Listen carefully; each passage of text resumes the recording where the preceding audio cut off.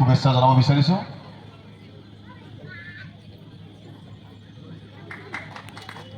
আৰু ইয়াৰ লগে লগে আমি আন্তৰিক শুভেচ্ছা জ্ঞাপন কৰি আজি অনুষ্ঠানৰ মাজলৈ আমি আগবাঢ়ি যাম।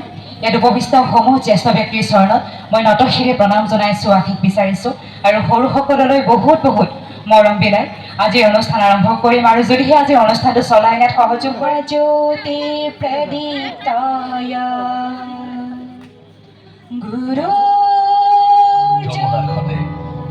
মাজতে সাঁথৰ এটা কওঁ, ছিংগাপুৰত মহন্ত টাইপৰ আগতে নৰ্থ ইষ্ট ফেষ্টিভেল আছিল। মই আগতেও কৈছোঁ সাগৰ মোৰ প্ৰিয়। সিদ্ধাৰ্থ শেখৰ মই একেলগে সাগৰ গ'লোঁ। পিছত গম পালোঁ ঘেণ্টা মই মৰি থাকিলোঁ বোলে। বাকী নাজানো ক'ত কি হ'ল। শেখৰ নাই, সিদ্ধাৰ্থো নাই, অকলে অকলে কফি নেতাত দিল্লী মই সৰু সজাই পালোঁ। বাট আই লাইক পিচ। মই শান্তি বিচাৰোঁ। বৰ কম সময় খালোঁ। মন আছিল কিবা এটা কৰাৰ, উশাহটোৱে বন্ধ হৈ থাকিল। বাকীবোৰ দুখৰ মানুহজনী চিনি পাই নাই আপোনালোকে? য়েছ, গৰিমাৰ কথাকে কৈছোঁ। মই নাথাকিলেও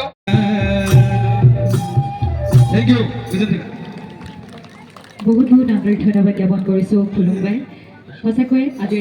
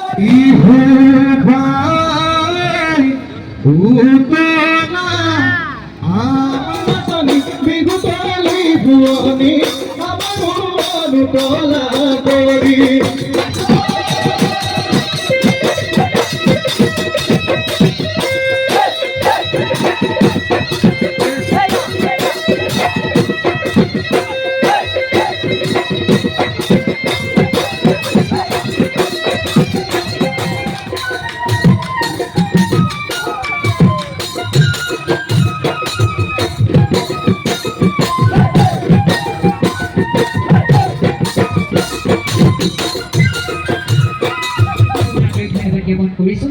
ইয়াৰ লগে লগে আমি আগবাঢ়িছে এটি সংবৰ্ধনা অনুষ্ঠানৰ মাজলৈ। আমাৰ মাজত আহি উপস্থিত হৈছে আমন্ত্ৰিত দুগৰাকী বিশেষ অতিথি, সন্মানীয় ডাক্তৰ